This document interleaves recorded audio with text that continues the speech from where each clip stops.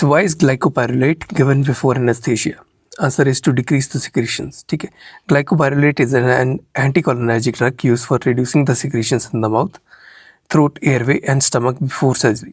Because of its quaternary structure, glycopyrrolate cannot cross the blood-brain barrier. इसीलिए इसको anesthesia से पहले दिया जाता है. Next, a 30-year-old patient complains of fatigue, weakness, and he presented with pain and paresthesia along the medial aspect of the arm. What is this test that is being done? इसके हाथ ऊपर जैसे करवाएंगे वैसा इसका मुंह लाल हो जा रहा है. ठीक है, तो कौन सा टेस्ट यहाँ पे किया जा रहा है? What is this test that is being done? It is known as Roos test, ROOS test. It is also called as arm claudication test और the EAST test, EAST, that is elevated arm stress test, elevated arm stress test. It is done to establish the diagnosis of thoracic outlet syndrome. Next is identify the disorder. इसमें देखो इसकी एक आंख पूरी तरह से नीचे को, पूरा मस्कुलर जो हिस्सा वो पूरा नीचे को ग्रेविटी की तरफ झुक चुका है. What is it? It is basically plexiform neurofibromatosis. Plexiform neurofibromatosis. It represents an uncommon variant of fibromatosis or neurofibromatosis type 1, that is NF1, which is in which the neurofibromas, they arise from the multiple nerves as bulging and deforming masses involving also the connective tissue and the skin folds. Hence the clinical descriptions of the lesions is bag of worms. ठीक है, clinical description में आपका bag of worm जैसा हो जाता है ये.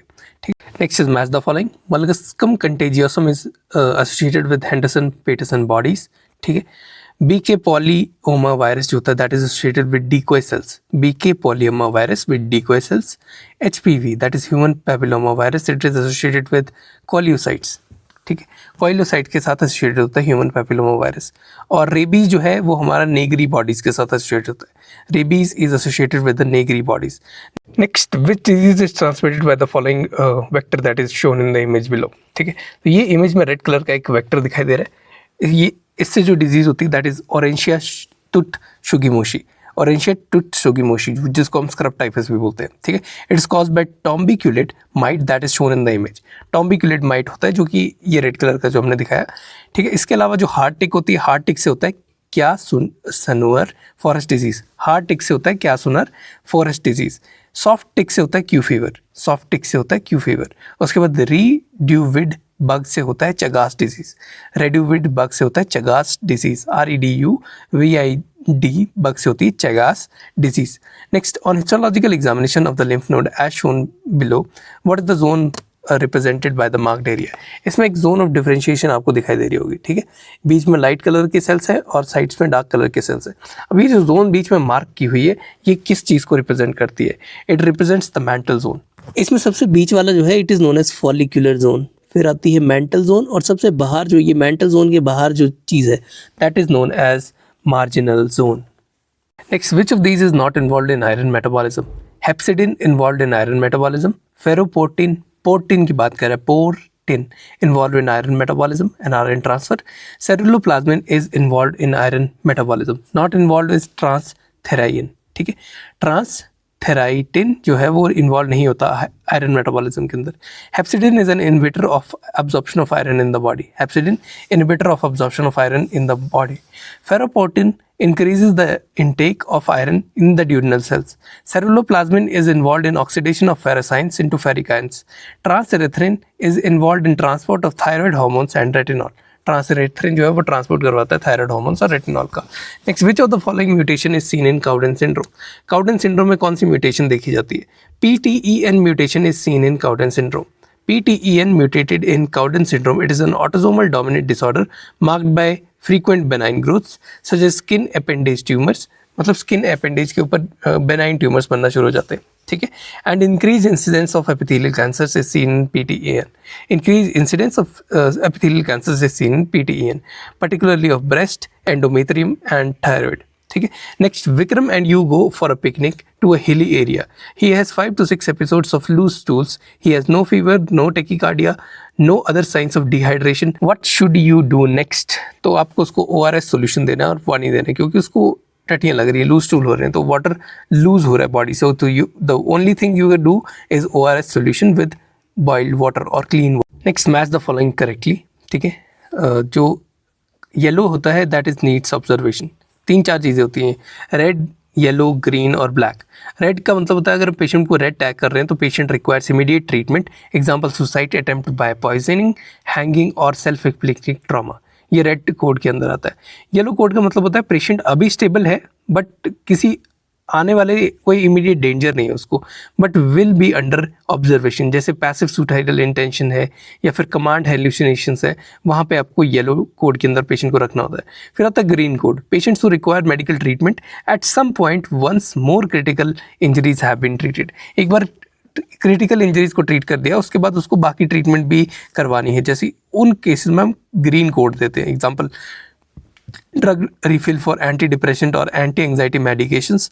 फिर आता है ब्लैक कोड। कोड ब्लैक में patient who are already deceased मर चुके हैं, और the patient whose injuries are so extensive that they will not be able to survive given the level of care that is available in the area. ठीक है। Next, in a statistical study for calculating the effect of drug on a patient's sugar level, the test showed significant difference in the reality that there was no difference. Reality में वहाँ पे कोई भी difference नहीं था, लेकिन test ने significant difference जो है वो शो किया। तो इसको क्या बोलोगे आप? इसको बोलेंगे टाइप 1 अल्फा एरर। ठीक है। जब हम शुगर लेवल को चेक कर रहे हैं पेशेंट के शुगर लेवल के साथ, असलियत में कोई डिफरेंस नहीं था लेकिन टेस्ट ने शो कर दिया, मशीन ने शो कर दिया। ठीक है। It is alpha error, that is type 1 alpha error बोलते हैं इसको। ठीक है। Next, a bodybuilder starts eating raw egg for protein. He used to develop fatigue on moderate exercise. The doctor prescribes him the vitamin. Which enzyme is deficient in him? तो अगर वो उस raw egg को पचा नहीं पा रहा है तो उसमें पायरुवेट कार्बोक्सिलेज जो है वो एंजाइम डेफिशिएंट है। ठीक है। Biotin enzymes and their functions. Acetyl co enzyme A carboxylase जो है वो लिपिड सिंथेसिस करवाता है from acetate. Acetyl co A carboxylase will do lipid synthesis from acetate. Next, methylmalonyl coenzyme A carboxyl transferase ये क्या करवाता है? ये प्रोपियोनिक एसिड सिंथेसिस कराता है by the human bacteria. Propionic acid synthesis by the human bacteria. Third आता है methyl crotonyl coenzyme A carboxylase. Methyl crotonyl coenzyme carboxylase, ये ल्यूसिन कैटाबॉलिज्म करवाता है। ठीक है। फोर्थ आता है propionyl coenzyme carboxylase. Propionyl coenzyme carboxylase जो है वो conversion of amino acids and propionate to glucose in the liver करवाता है। Conversion of amino acids and propionate to glucose in the liver करवाता है। Next, pyruvate carboxylase. Pyruvate carboxylase liver gluconeogenesis करवाता है।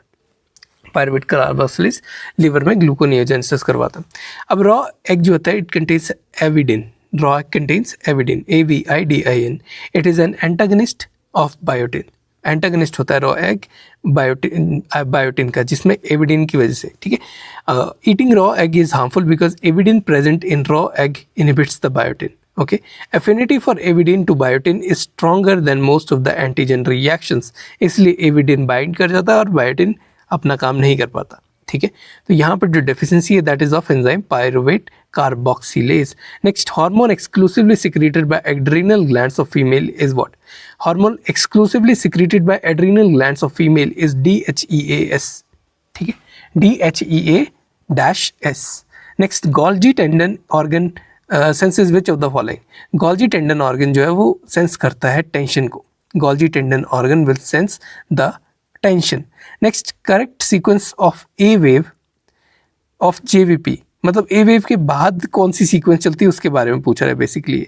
ए wave के बाद you will have R wave, then you have first heart sound, then you have rapid ejection and then T wave is in the ECG। ठीक है।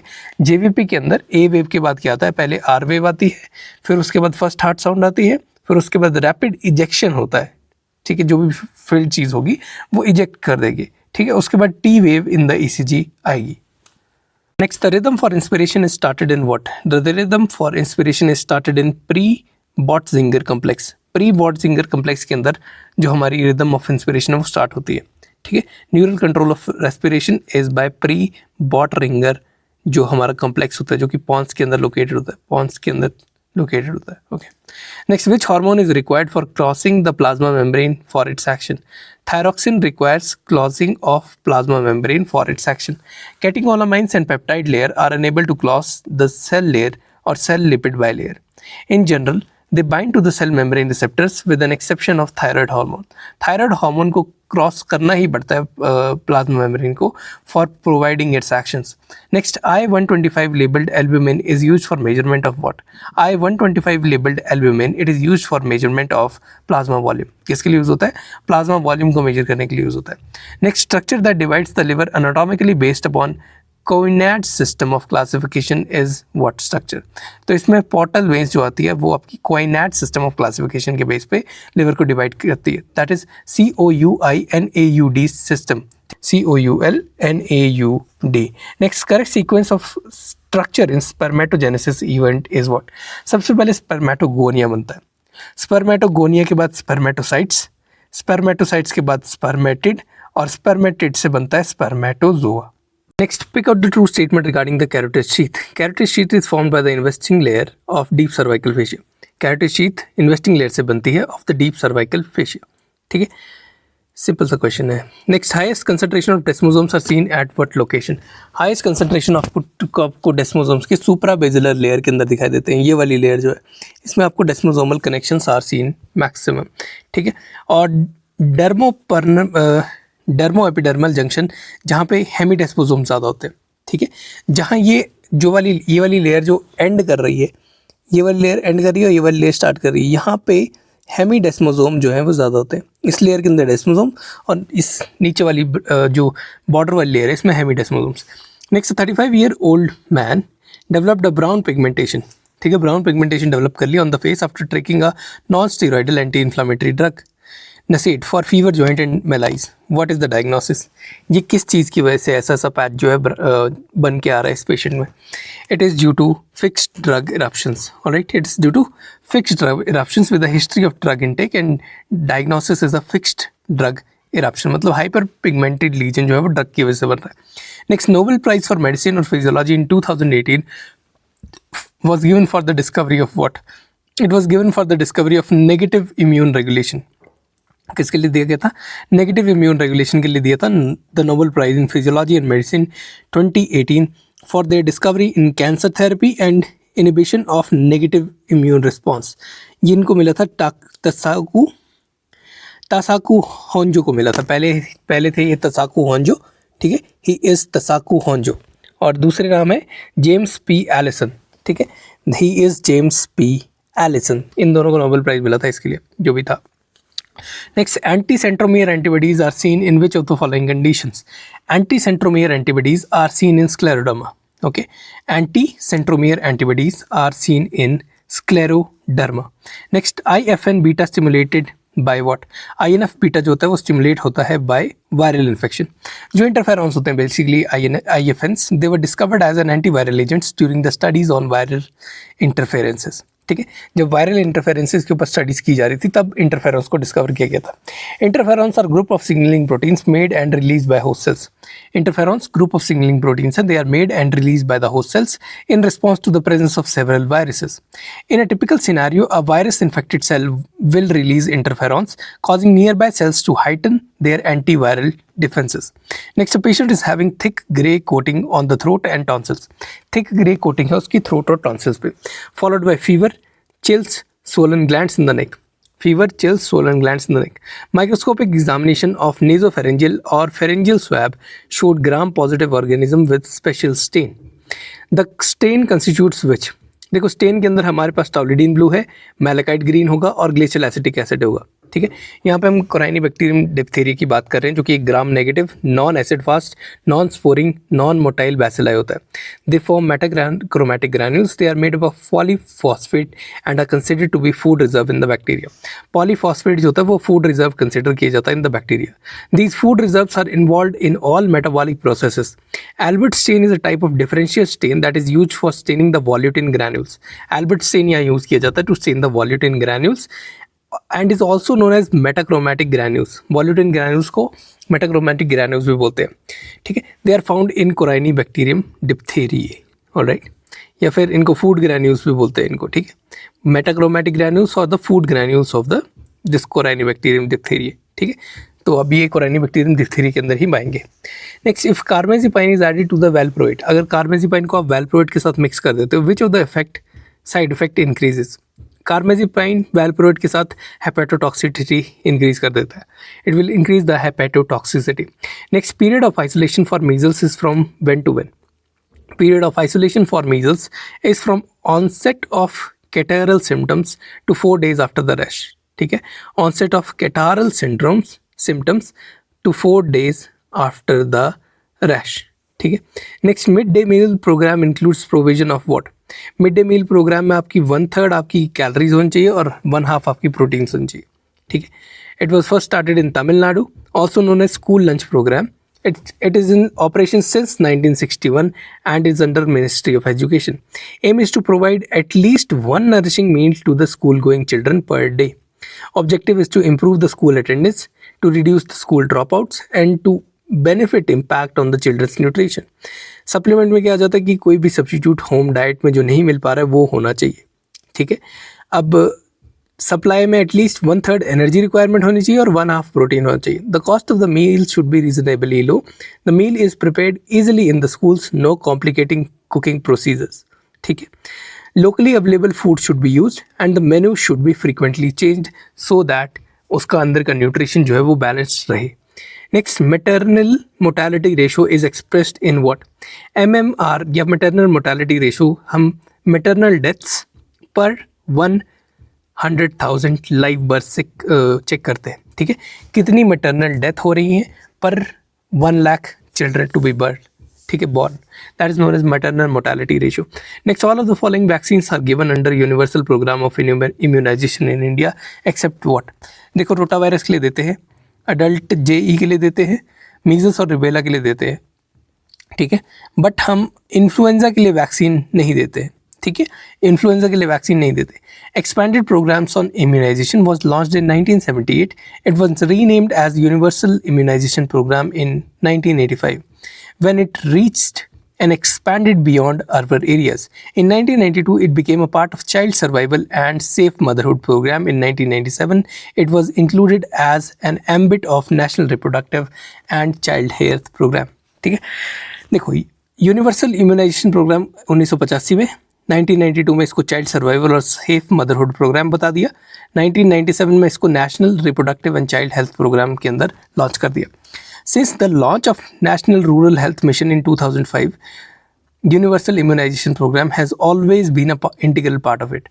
Nationality against 9 diseases. Nationality against 9 diseases.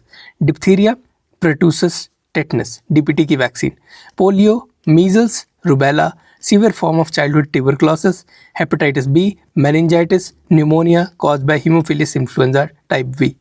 सब nationally against 3 diseases इसको use किया जाता है. Subnationally against 3 diseases, rotaviral diarrhoea, pneumococcal pneumonia, Japanese encephalitis, of which rotavirus vaccine and pneumococcal conjugate vaccines are processes of expansion, while JE vaccine is provided only in the endemic districts. JE vaccine का basically मतलब होता है कि vaccination for Japanese encephalitis. ठीक है. Next, respiratory quotient after heavy meal carbohydrate is how much. Heavy carbohydrate meal खाने के बाद आपका रेस्पिरेटरी कोशेंट होता है 1. The respiratory quotient or RQ is the calculated from the ratio of carbon dioxide produced by the body to the oxygen consumed by the body. कितना आपका energy या फिर कितना कार्बन डाइऑक्साइड प्रोड्यूस हो रहा है और कितना ऑक्सीजन कंज्यूम हो रहा है, उसको हम कहते हैं रेस्पिरेटरी कोशेंट. रेस्पिरेटरी सबस्ट्रेट अगर ग्लूकोज है तो RQ की वैल्यू आती है 1. अगर फैटी एसिड है तो 0.7 और प्रोटीन है तो 0.9 उसकी वैल्यू आती है. ठीक है, RQ की वैल्यू प्रोटीन के लिए 0.9, फैटी एसिड के लिए 0.7 एंड ग्लूकोज के लिए value is 1. Next, northern blot test is use for what. Northern blot test is use for RNA. The northern blot is a specific laboratory method that is use to detect specific RNA molecules among the mixture of RNA. ठीक है, specific RNA molecules को ढूंढने के लिए use किया जाता है. Northern blotting can be use to analyse a sample of RNA from a particular tissue or cell type in order to measure RNA expression of a particular genes. Next, in a child with cerebrohepatorenal syndrome, which of the following will accumulate in the brain? Cerebrohepatorenal syndrome में बच्चे के दिमाग के अंदर very long chain of fatty acids होंगी, वो accumulate करना start कर जाएंगे. There will be accumulation of very long chain of fatty acids in the brain. Next, Weber-Fechner law is related to what? Weber-Fechner law, it is related to intensity of the stimulus. ठीक है, ये state करता है कि subjective sensation is proportional to logarithm of the stimulus intensity. ठीक है, according to this law human perceptions of light and sound work are as follows, they are perceived as loudness, brightness as proportional to logarithm of actual intensity. जितनी ज़्यादा intensity होगी उतनी ज़्यादा आपको perception feel होगी। This is the Fechner law. ठीक है, it is measured with an accurate non human instrument. Next, which of the following hormones is inhibited by hypothalamus. Hypothalamus आपका प्रोलैक्टिन को इनिबिट करता है। ओके, हाइपोथैलेमिक हार्मोन्स में आपके पास different hormones आते हैं। हाइपोथैलेमस से आपका ADH anti diuretic hormone, oxytocin आपका पिट्यूटरी से स्टिमुलेट होता है। ठीक है, एंड पोस्टीरियर और एंटीरियर लोब से भी कुछ हार्मोन जो है वो सिक्रेट कर सकता है। जो हाइपोथैलेमिक हार्मोन्स होते हैं they are corticotropin releasing hormone, thyrotropin releasing hormone, growth hormone releasing hormone, somatostatin releasing inhibitor that is SIRF factor. फिर आता है गोनाडोट्रोपिन रिलीजिंग हार्मोन और prolactin that is inhibiting factor. Hypothalamus के अंदर प्रोलैक्टिन का present होता है। Next, which of the following is not useful for measuring cardiac output. Cardiac output को मेजर करने के लिए आपके पास सेंट्रल वेनस कैथेटर लगाना ज़रूरी नहीं होता। ठीक है, it is not important. Next, what जो मेजर्स होते हैं ऑफ मेजरिंग कार्डियक आउटपुट, जो उनमें आता है invasive measures and non invasive measures. Invasive method में आपके पास आता है पल्मोनरी आर्टरी कैथेटर। आप पल्मोनरी आर्टरी में कैथेटर लगाएंगे। ठीक है, you will not put a central venous catheter, you will go for pulmonary artery catheter along with dye and thermodilution. Along with dye and thermodilution Fick principle use होता है यहाँ पे। फिर आता है non invasive method. Non invasive method में TEE और oesophageal Doppler use किया जाता है। TEE और ईसोफेजियल डॉपलर यूज़ किया जाता है in the non invasive method. इसके साथ endotracheal cardiac output monitor that is ECOM भी नॉन इन्वेजिव मेथड पे आता है। इसके साथ ट्रांसथोरेसिक एकोकार्डियोग्राफी करी जाती है दैट इज TTE। फिर इम्पिडेंस कार्डियोग्राफी करी जाती है that is ICG। Next, how to measure blood pressure usually. आप यूजुअली ब्लड प्रेशर को कैसे मेजर कर सकते हो? तो नॉर्मली आप क्वाइट ब्रीदिंग अगर कर रहे हो, ठीक है, तो क्वाइट ब्रीदिंग में आप अपना ब्लड प्रेशर नॉर्मली आप मेजर कर सकते हो। अगर आप ब्रेथ होल्ड कर रहे हो, डीप ब्रीदिंग कर रहे हो, एक्सपीरेट कर रहे हो, तो उससे ब्लड प्रेशर में फ्लक्चुएशंस आएंगी ही आएंगी। पेशेंट को बिल्कुल शांत होकर ब्लड प्रेशर नोट करवाना होता है। ठीक है, next, method of transport of glucose in the intestine is what. Method of transport of glucose in the intestine is by secondary active transport. Next, mechanism by which acetylcholine decreases the heart rate is by what. Acetylcholine delayed diastolic depolarization करवा देता है। Acetylcholine does what, it causes delayed diastolic depolarization, जिससे कि वो heart rate को decrease करवा देता है। ठीक है, next, all of the following bones are involve in wrist joint formation except what. Wrist joint में आपकी स्कैफॉइड यूज होती है, ट्रेपेजियम यूज होती है और ट्राइक्यूट्रल यूज होती है। Scaphoid, trapezium and triquetral are used in wrist joint formation. Ulna use नहीं होती। Ulna is not used in wrist joint formation. Ulna आपकी रिस्ट में नहीं आती। ठीक है, अल्ना पीछे आ रही है आपका, मतलब रिस्ट में नहीं आती। Next, which is normally seen in lumbar spine. Lumbar spine में यू कॉमनली सी लॉर्डोसिस। ठीक है, लॉर्डोसिस या फिर लंबर लॉर्डोसिस आपको जो है स्पाइन में कॉमनली देखी जाती है। 6-7 टर्म्स होती हैं। पहले होती है सॉ बैक। सॉ बैक में मतलब आप पीछे की तरफ मुड़ जाते हैं। सोए बैक में पीछे की तरफ मुड़ जाते हैं। लंबर में जो लंबर वाला हिस्सा है वो ऐसे करके आ जाता है। ठीक है, this is lumbar lordosis, this is sway back. Alright, then we have thoracic lordosis. Thoracic lordosis मतलब यहाँ से ऊपर से झुक जाता है बंदा, कुब जैसा पड़ जाता है, दैट इज थोरैसिक लॉर्डोसिस। फिर आता है फॉरवर्ड हेड। फॉरवर्ड हेड ऐसा ऐसा रहता है। ठीक है, जो गला है वही आगे को उसने प्लेस करके रखा है। फिर लास्ट में आता है गुड पॉस्चर। गुड पॉस्चर में is full straight posture is the good posture. Next, what is the location of Meissner's corpuscles. Meissner's corpuscles की लोकेशन होती है papillary dermis. Okay, Mesnel's corpuscles are located in the papillary dermis. Next, ligamentum flavum consists mainly of what? Ligamentum flavum, it consists mainly of elastin fibers. Okay, ligamentum flavum के अंदर 80% elastic fibers होते हैं और 20% collagen fibers होते हैं। Next, left posterior second intercostal vein drains into what? Left posterior second intercostal vein, it will drain into left brachiocephalic vein. ठीक है, left posterior second intercostal when जो है वो ड्रेन करेगी into left brachiocephalic when. Next, which of the following statements regarding mechanism of action of anti HIV drugs is correct. Mechanism of action के लिए correct कौन सा है? देखो, रेल्टाग्रावेर जो है वो इनिबिट करता है इंटीग्रेज एंजाइम को। Raltegravir it inhibits the integrase enzyme. Enfuvirtide inhibits the GP41, enfuvirtide GP41 को इनहिबिट करता है and causes inhibition of the virus or inhibit fusion of the virus with CD4 cells. Enfuvirtide जो है वो inhibition of fusion of virus करवाता है with the CD4 sales, मतलब CD4 के सेल्स के साथ फ्यूजन नहीं करवाने देता वायरस को। नेक्स्ट आता है raltegravir. Raltegravir is an integrase inhibitor. Raltegravir it is an integrase inhibitor. फिर आता है रिटोनाविर। रिटोनाविर प्रोटीएज इनहिबिटर है। Ritonavir is a protease inhibitor. फिर आता है टेनोफोविर।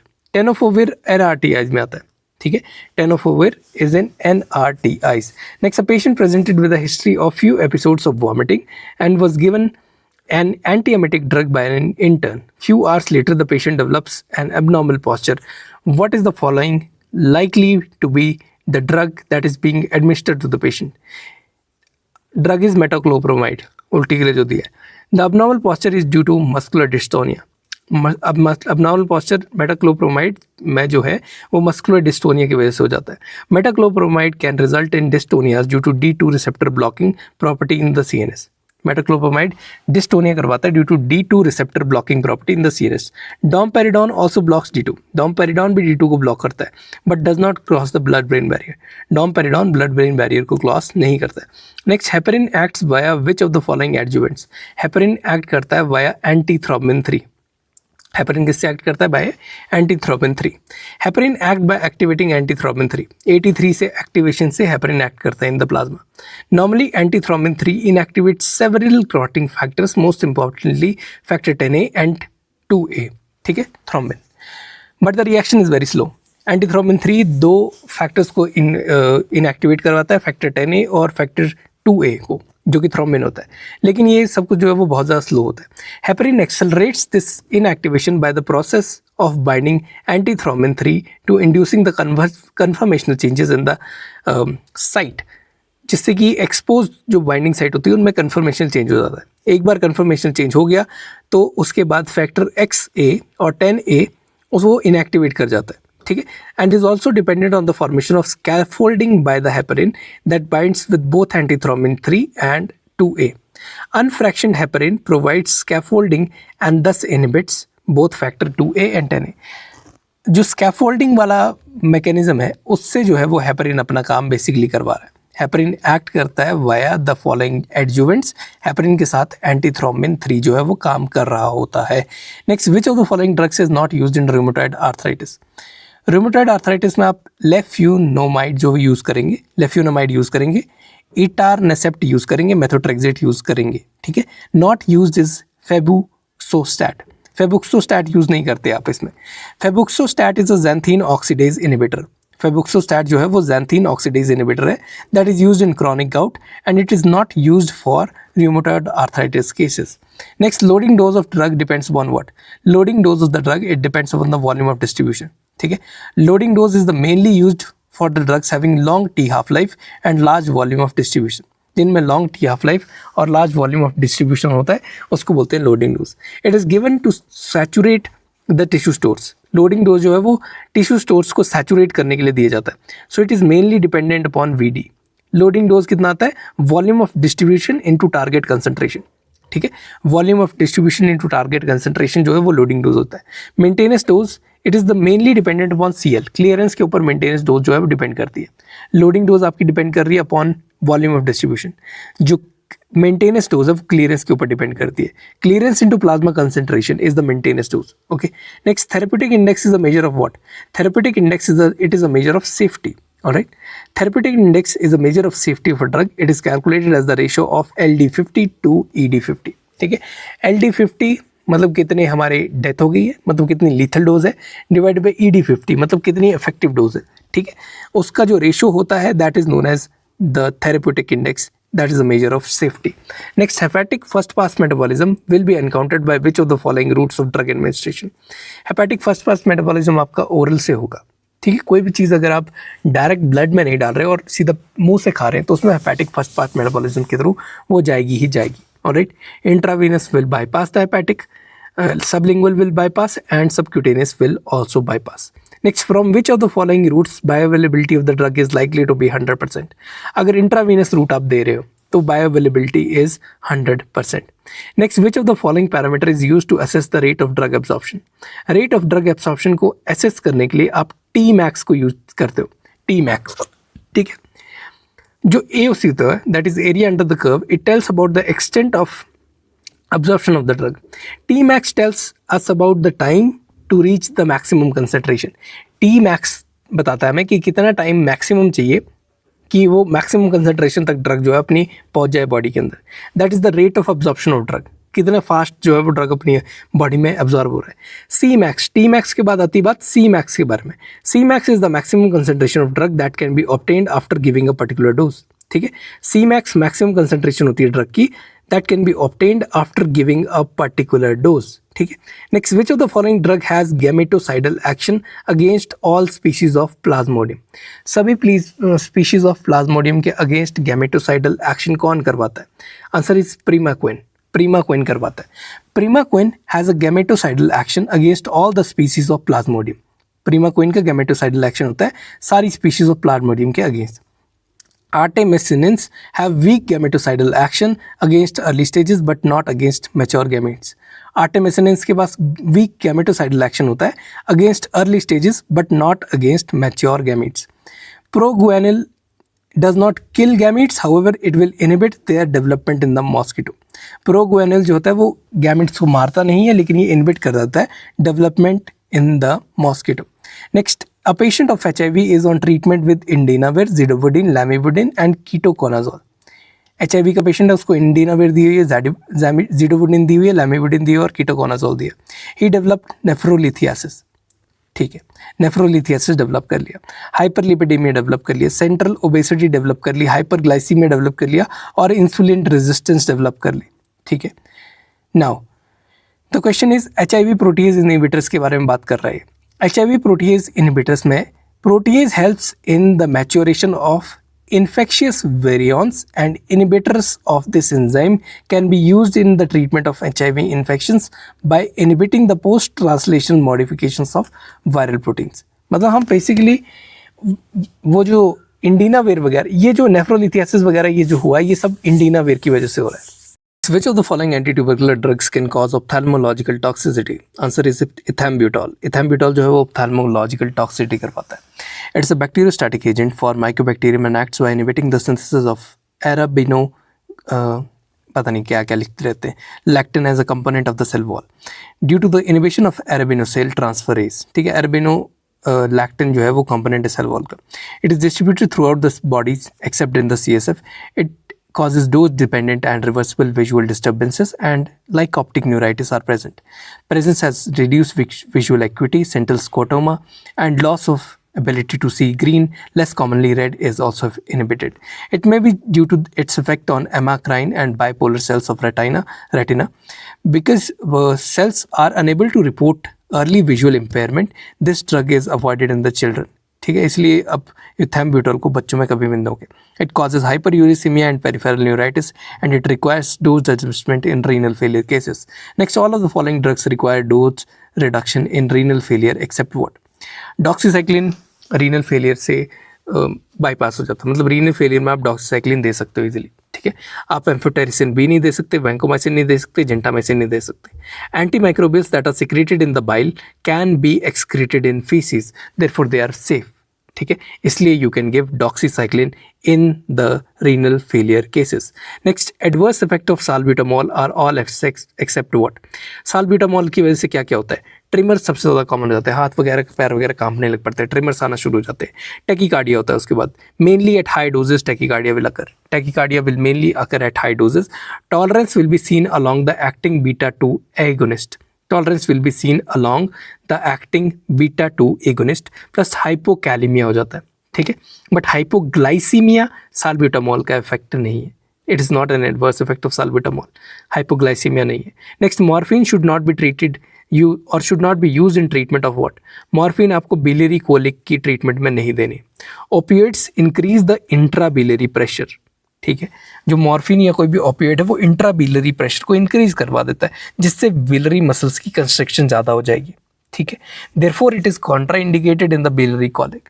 देखो क्या हो सकता है कि अगर प्रेशर अंदर बहुत ज़्यादा है, अंदर स्टोन्स बने पड़े हैं, तो it could rupture or burst inside the body leading to poisoning of the whole the area, ठीक है, या फिर infection spread into whole of the area, ठीक है। इसीलिए opiate should not be given in the treatment of biliary colic. इसको आप ischaemic pen के अंदर दे सकते हो मॉर्फिन को, कैंसर पेन के अंदर दे सकते हो, पोस्ट ऑपरेटिव पेन के अंदर दे सकते हो मॉर्फिन को, okay.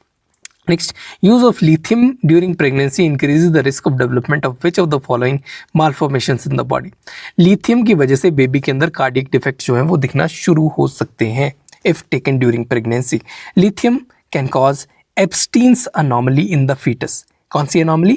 Epstein's anomaly in the fetus, which is a congenital heart disease present in the tricuspid area and it represents as a tricuspid atresia. Alright, मतलब बेसिकली यहाँ पे कार्डियक डिफेक्ट्स होना tricuspid area में शुरू हो जाते हैं।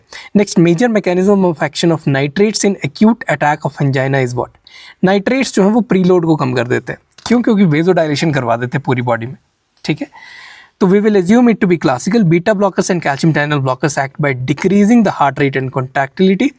Mechanism of action of all the drugs used in variants of angina, that is nitrates, calcium channel blockers, is vasodilation. तो वेजोडाइलेशन से pre load on the heart decrease करेंगे, जिससे एक्यूट अटैक ऑफ एंजाइना में थोड़ी बहुत राहत मिलती है। Next, active metabolite of sodium nitroprusside acts via activation of what?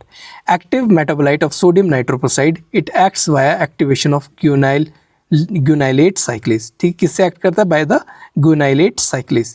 Sodium nitroprusside and hydralazine, they act by releasing nitric oxide from the endothelium, which in turn increases the intracellular cGMP by stimulation of guanyl cyclase leading to vasodilation. Next, a hypertensive patient was on metoprolol treatment. Hypertensive patient, metoprolol treatment. Verapamil was added to the therapy to this patient. Verapamil आपने therapy में दिया इस patient के लिए. This verapamil can result in what? This verapamil can result in bradycardia with atrioventricular block. ठीक है। Beta blockers like metoprolol depress the heart. Beta blockers क्या करते हैं? डिप्रेस करते हैं हार्ट को। They decrease the heart rate and the conduction as well as contractility of the heart. Also, calcium channel blockers like verapamil and diltiazem also depress the heart.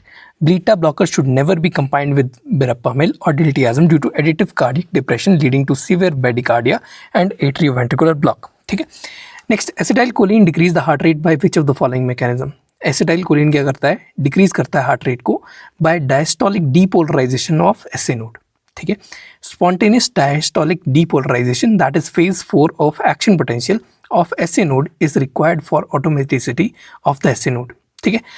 अब ये required होता है ऑटोमेटिसिटी ऑफ SA नोड के लिए। अब इस चीज़ को अगर डिक्रीज कर दिया जाता है, ठीक है, मतलब हम फेज 4 को डिक्रीज कर देते हैं, उसकी स्लोप को डिक्रीज कर देते हैं, तो एसिटाइलकोलिन वहाँ पे काम करता है। Acetylcholine will decrease the rate of impulse generation and thus decrease the heart rate. ठीक है। Acetylcholine decreases the atrioventricular conduction by decreasing the refractory period of the AV node and bundle of His fibres. मतलब conduction को increase करवा देता है, refractory period की जो time होता है उसको इंक्रीज करवा देता है, उससे जो है हार्ट रेट को डिक्रीज करवा देता है। Next, store in a cool place. It is written on a drug label. It means that the drug should be stored at what temperature? Cool place का क्या मतलब होता है ड्रग के लिए? It is 8 to 15 degree centigrade. ठीक है। Standard condition of drug according to IP, मतलब Indian pharmacopoeia, is store frozen. अगर उसको फ्रोजन लिखा हुआ है तो -2 डिग्री सेंटीग्रेड पे उसको स्टोर करना है। Frozen is -2 degree centigrade. Do not freeze keep cold लिखा हुआ है तो 2 से 8 डिग्री में आप स्टोर करेंगे। डू नॉट फ्रीज और कीप कोल्ड में 2 से 8 डिग्री। अगर कीप कूल लिखा हुआ है, कीप कूल लिखा हुआ है तो you will go for 8 to 15 degrees storage. Next, major determinant of loading dose of a drug is what? Major determinant of loading dose of a drug is volume of distribution. ठीक है। Loading dose is given to saturate the tissues so that it is mainly dependent on volume of distribution, whereas maintenance dose dependent upon the clearance. Maintenance dose depend करती है clearance के ऊपर, loading dose आपकी depend करती है upon the volume of distribution, कितनी जल्दी हमारा ड्रग जो है पूरी बॉडी में फैल जाएगा, that will show the loading dose. ठीक है। Loading dose is use for the drugs having very long kinetics. ठीक है। जिन ड्रग्स का TKI बहुत ज़्यादा होता है वहाँ पे लोडिंग डोज यूज़ की जाती है। ठीक है। या फिर हाई वॉल्यूम ऑफ डिस्ट्रीब्यूशन होता है वहाँ पे लोडिंग डोज को चेक किया जाता है। Loading dose is equal to volume of distribution into target plasma concentration. ठीक है। आपकी वॉल्यूम ऑफ डिस्ट्रीब्यूशन कितनी है और आपके टारगेट कितना है प्लाज्मा कंसंट्रेशन के लिए, वो लोडिंग डोज से कैलकुलेट करते हैं आप। Loading dose is equal to volume of distribution into target plasma concentration. Next, the volume of distribution and clearance of the primary pharmacokinetic factors. जितने भी बाकी सारे पैरामीटर्स होते हैं वो इससे हम कैलकुलेट कर सकते हैं. वॉल्यूम ऑफ डिस्ट्रीब्यूशन से और क्लियरेंस से हम बाकी फैक्टर्स को कैलकुलेट कर सकते हैं, क्योंकि वॉल्यूम ऑफ डिस्ट्रीब्यूशन और क्लियरेंस जो होते हैं वो प्राइमरी फार्माकोकाइनेटिक पैरामीटर्स होते हैं. Next, acetazolamide is given to patient of angle closure glaucoma. Acetazolamide given to patient of angle closure glaucoma. It is a non competitive inhibitor of carbonic anhydrase enzyme. Which of the following should be the drug or should be the effect of this drug? It will lead to decrease in the Vmax. ठीक है. In competitive innovation there is increase in the Km. ठीक है, Km increase कर जाता है और Vmax जो है वो सेम रहता है. नॉन कॉम्पिटिटिव इनिबिशन में Vmax डिक्रीज कर जाता है but Km remains the same. Uncompetitive inhibition में दोनों Km और Vmax जो है वो डिक्रीज कर जाते हैं. Next, low apparent volume of distribution of a drug indicates what? Low apparent volume of distribution of a drug, it indicates that the drug is not extensively distributed into the tissues. अगर volume of distribution कम है तो उसका मतलब होता है कि जो drug है वो सिग्निफिकेंटली सारे टिश्यूज में डिस्ट्रीब्यूट नहीं हो पा रहा है. ठीक है. लो वॉल्यूम ऑफ डिस्ट्रीब्यूशन का मतलब है less drug is distributed to the tissues, whereas high volume of distribution means drug is being stored in some tissue before distribution. ठीक है. Next, which of the following drug must be sold on only by the retail production of prescription by a registered medical practitioner. मतलब एक prescription के साथ ही आप किस drug को बेच सकते हो, that is schedule H drugs. ठीक है. दो क्लासेस के ड्रग्स होते हैं हमारे पास होते हैं बेसिकली. शेड्यूल एच ड्रग्स होते हैं और OTCs होते हैं. Schedule H drugs must be sold by retail only when a prescription by a registered medical practitioner is produced. ठीक है. OTC ड्रग्स उसके अलावा होते हैं. These are over the counter drugs which may be sold without prescription. Over the counter drugs जो होते हैं they could be sold without prescription. Next, major aim of phase 1 of clinical trials is what? Major aim of phase 1 of clinical trials is to know the maximum tolerable dose. Major aim क्या रहता है? To know the maximum tolerable dose.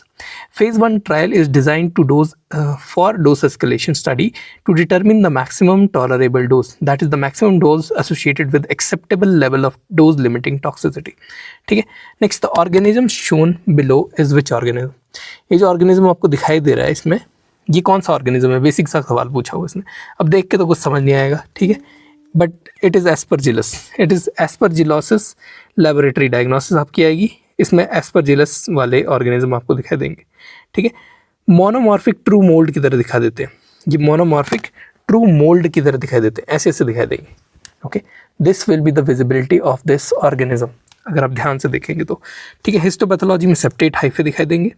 Dichotomous branching होगी plus acute angles present होंगे. May be full conidial structures can be seen और या फिर fruiting bodies के अंदर दिखाई देगी. In cultures A fumigatus there will be a rapid grower. Septate hyaline hyphae होंगे. कोनिडियो फोर्स विद फिलिएट्स होंगे. Pointing upwards bearing chains of conidia. मतलब बेसिकली इसको देख के आपको सेप्टेट वगैरह अगर आपको दिख रहे हैं तो you will go for aspergillosis. ठीक है. एस्परजिलस के साथ चलेंगे. Next, following other test that are done for the patient, sugar and ketones. What will be the positive in urine starvation state in the urine. ठीक है. 3 test दिखाए हुए हैं. एक में पूरा ऑरेंज हो गया, दूसरे में हल्का सा ये पर्पल जैसा एक रिंग बन गया, तीसरे में हमारे पास पर्पल रिंग है और नीचे जो है वो येलो है बिल्कुल. ठीक है. और दूसरे में पर्पल, पूरा ही पर्पल है. तो इट इज़, अगर हमारा पॉजिटिव बेनेडिक्ट टेस्ट है तो मतलब पूरा positive, A will be positive. ठीक है. ऑरेंज अगर पूरा हो जाता है तो that is a positive Benedict test. अगर बी पॉजिटिव है मतलब पूरा हल्का सा पर्पल हो जा रहा है. ठीक है. तो it is a biuret test. हल्का purple B, that is biuret test. C positive है तो it is Rothera's test. Rothera's test में क्या रहता है कि नीचे नीचे अपने पास येलो रह जाता है, ऊपर अपने पास एक रिंग बन जाता है. ओके. ऊपर देर will be a purple ring formation in Rothera's test. Okay, there will be a purple ring formation in the Rothera's test. तो ये बेसिकली आपके खाने या फिर लॉन्ग स्टारवेशन के केसेस में ज़्यादातर देखा जाता है. Okay. these 3 colors, this is orange, this is purple and this is yellow down and purple ring that is seen in जब कोई मतलब बहुत ज़्यादा भूखा रह रहा है उसके यूरिन में दिखाई देगा. Next, difference in trajectory between the inspiratory loop and the expiratory loop curve is due to what. ये डिफरेंस क्यों होता है between the trajectory between the inspiratory reserve loop, मतलब लूप जो बन रहा है, और एक्सपिरेटरी का जो लूप बन रहा है, उन दोनों के बीच में डिफरेंस होता है because of the difference in the concentration of surfactant during inspiration and expiration. ठीक है. सरफैक्टेंट जो होता है, जो एल्वियोलाई की सरफेस के ऊपर होगा, उसमें डिफरेंस आ जाता है between when there is inspiration and when there is expiration. Next, identify the hormone that is in the picture. आपको एक हार्मोन का ग्राफ दे रखा है, ठीक है। अब उसको बोला है कि आइडेंटिफाई करो from the picture. So it is basically a growth hormone. क्या चीज़ है? ग्रोथ हार्मोन है। Daily variations of growth hormone are secreted in pulsatile pattern, ठीक है। सिमिलर टू ACTH, हाईएस्ट होता है in morning. Growth hormone is highest in the morning, it is lowest in the day and afternoon. Growth hormone is lowest in the day and it is lowest in the afternoon. Secretion of growth hormone increases during first 2 hours of sleep. जब deep sleep होती है तब secretion of growth hormone increase करता है, और जब strenuous exercise करते हैं तब ग्रोथ हार्मोन इंक्रीज करता है। ओके, जब स्ट्रेनस एक्सरसाइज कर रहे हैं तब ग्रोथ हार्मोन इंक्रीज कर रहा है, ठीक है। उसके बाद स्लीप जब हो रही है, फर्स्ट डीप स्लीप के 2 घंटे के अंदर, तब हमारा ग्रोथ हार्मोन जो है वो इंक्रीज कर रहा है। ओके, ग्रोथ हार्मोन नैनोग्राम पर ml प्लाज्मा के उसमें आप दिखाते हो, नैनोग्राम पर ml प्लाज्मा के लिए। Next, first carpal bone to ossify is what? पहली कार्पल बोन जो ऑसिफाई करती है that is capitate. Capitate is the first carpal bone that is to ossify. Capitate 1 से 3 महीने के अंदर ऑसिफाई कर जाती है। Next, which of the following is not a branch of external artery in Kiesselbach plexus? Which of the following is not a branch of external carotid artery in Kisselbach's plexus? उसमें आता है anterior and posterior ethmoidal artery are not the branches, ठीक है। Anterior और posterior ethmoidal arteries are the branches of ophthalmic artery which in turn is a branch of internal carotid artery. Anterior और posterior ethmoidal जो है वो ophthalmic की branches हैं, जो कि ऑप्थेल्मिक जो है वो इंटर्न ब्रांच है इंटरनल कैरोटिड की, ठीक है। और ये किसलबैक प्लेक्सस में अपने पास कौन कौन सी आती है? इसमें आती है sphenopalatine, greater palatine and septal branch of superior labial. Next, holocrine cells in the given slide is what? Holocrine cells हमारे पास ये वाले होते हैं, these are the holocrine cells. ये जो बीच बीच में वाइट कलर के सेल्स है, वाइट कलर का जो ये एरिया है, this is the holocrine gland, ठीक है। ये ए है, दिस इज जो छोटा सा A, this is a sweat gland, okay. B is a sweat gland duct. Sweat gland से जो सिक्रीशन लेके जाएगा that is a sweat gland duct, that is B, ठीक है। ये जो सी हमारी बात हुई that is a sebaceous gland, और डी जो है it is a root of hair follicle. D is a root of hair follicle. इसमें से मीरोक्राइन जो होते हैं वो स्वेट ग्लैंड्स होते हैं, apocrine is mammary glands and holocrine is sebaceous glands. Holocrine हमारे पास सेबेशियस ग्लैंड्स होंगे, होलोक्राइन अंदर से होलो होंगे। नेक्स्ट, आपको एक इमेज दे रखी है, ठीक है। 3 तरह की आंखें हैं इस पेशेंट की। अब इसमें सिंपल पूछ रहा है कि कौन सी जो क्रेनियल नर्व पैल्सी है वो हो रखी होगी इसमें। It is simply showing the cranial nerve 6 की पैल्सी, ठीक है। लेफ्ट क्रेनियल नर्व 6 और एब्ड्यूसेंस नर्व पैरासिस और पैरालिसिस, उससे लेफ्ट एस्ट्रोपिया हो गया with the major limitation of abduction and increasing in the left gaze, ठीक है। इंक्रीजिंग, जब लेफ्ट गेज कर रहा है तो बहुत ज़्यादा इंक्रीज कर रही है, और वैसे अबडक्शन कर जा रही है। नेक्स्ट, एक मसल की फोटो दे रखी है और बोला है कि विच of these muscles helps in opening the jaw, ठीक है। ओपनिंग द जॉ में कौन सा मसल जो है वो हेल्प करवा रहा है? तो ओपनिंग में हमारे पास एक मसल होता है that is lateral pterygoid. Lateral pterygoid आपका, अगर आप डायग्राम के हिसाब से देखोगे तो lateral pterygoid is located somewhere here. ये ट्राइंगुलर जैसा जो है that is the lateral pterygoid, alright, this is the lateral pterygoid. उसके बाद मैसेटर होता है, टेम्पोरलिस होता है, बक्सिनेटर होता है, वो सारे क्लोजिंग में हेल्प करवा रहे होते हैं। Next, which of the following junctional complexes are seen in the area that is marked A in the given slide? ये आपको जंक्शन कम्प्लेक्स दे रखा है, इसमें ए जो है मार्क किया हुआ, ये क्या चीज़ को रिप्रेजेंट कर रहा है? ओके, इट इज़ रिप्रेजेंटिंग जोना ऑक्लूडेंस, ठीक है, इसको रिप्रेजेंट कर रहा है जोना ऑक्लूडेंस को। This given diagram is showing intercalated discs of cardiac muscle which contains all the types of cellular junctions except the tight junction. इसमें सारे टाइप ऑफ जंक्शन होते हैं एक्सेप्ट द टाइट जंक्शन। इसमें जोना ऑक्लूडेंस होता है, ठीक है। Next, which is the pathognomonic feature of Alzheimer disease? Pathognomonic feature of Alzheimer disease is plaques and tangles, ठीक है। देखो 2 तरह की इमेज दे रखी हैं, this is a healthy system and this is a affected system, okay. अब healthy की बात कर लेते हैं पहले। हेल्दी में मोटर स्किल्स सही होंगी, स्पीच सही होगी, विजन सही होगा, ठीक है। प्लस अगर अनहेल्दी की बात करते हैं तो उसमें डिसओरिएंटेशन हो जाएगी, मूड स्विंग्स हो जाएंगे, इरिटेबिलिटी हो जाएगी, लैक ऑफ इनिशिएटिव हो जाएगी, आइसोलेशन हो जाएगी in the patient and difficulty in the learning and reasoning curve जो है वो हो जाता है, ठीक है। फैमिली इन्वायरमेंट बहुत ज़्यादा प्रोग्रेशन ऑफ द डिजीज़ में हेल्प करवाता है, ठीक है। अगर फैमिली इन्वायरमेंट बहुत ज़्यादा स्ट्रेसफुल वगैरह है तो अल्जाइमर होना बहुत ज़्यादा ईजिली हो जाता है, ठीक है। इम्पेयर्ड फंक्शन हो जाता है, न्यूरोफिब्रिलरी टैंगल्स होना शुरू हो जाते हैं, amyloid plaques and neurofibrillary tangles जो है वो होना शुरू हो जाते हैं in this Alzheimer disease, alright. Next, middle age female undergoes surgery for neck swelling. Neck swelling के लिए सर्जरी करवाई उसने, The gross and the microscopic sections are shown under the question which of the following is the probable diagnosis for this patient. देखो gross में आपके पास ऐसी की swelling जो निकल के आई है, निकाली जो सर्जरी, और जो इसका ये है हिस्टोपैथोलॉजिकल सेक्शन वो ऐसा दिखाई दे रहा है. Alright, this is the histopathological section. Now what is it? देख के तो कुछ पता नहीं चल रहा. It is medullary cancer of the thyroid. ठीक है. The histology shows presence of myeloid disposition. Histology में आपको प्रेजेंस ऑफ माइलॉइड डिपोजिशन देखनी है. मुझे नहीं लगेगा पता, but you have to see it. In acellular myeloid deposits derived from the calcitonin polypeptides are present in the stroma in the patients of the medullary thyroid cancer. All right. Next, biopsy of the bone marrow is of a patient is shown below. ये biopsy है bone marrow of the patient की. ठीक है. This is the biopsy of the bone marrow of the patient. Now, what is likely to be hematological disease associated in it? इसमें हमारे पास multiple myeloma का case है. It's the case of multiple myeloma. इस red marrow where plasma cells are made, bone, ये normal आपको diagram दे रखा है. रेड मैरो जहाँ पे प्लाज्मा सेल बनते हैं और उसके साथ बोन है. उसके साथ बोला है कि नॉर्मल प्लाज्मा सेल जो होते हैं वो ऐसे दिखाई देते हैं. This is the shape of normal plasma cells. Okay. और ये हमारे पास मल्टीपल माइलोमा के सेल्स हो जाते हैं. ऑलराइट. मल्टीपल माइलोमा के सेल्स होते हैं वो अब नॉर्मली लार्ज हो जाते हैं. ओके. प्लस उसमें बहुत ज़्यादा एंटीबॉडीज़ प्रेजेंट होंगी. और देखो एनसी रेशो भी जो है वो बहुत ज़्यादा चेंज कर जाती है. न्यूक्लियस कितना बड़ा हो चुका है, साइटोप्लाज्म कितना बड़ा हो गया, सेल कितना स्वेल कर गया, एंटीबॉडीज़ का रेशो कितना ज़्यादा हो गया. It is the case of multiple myeloma.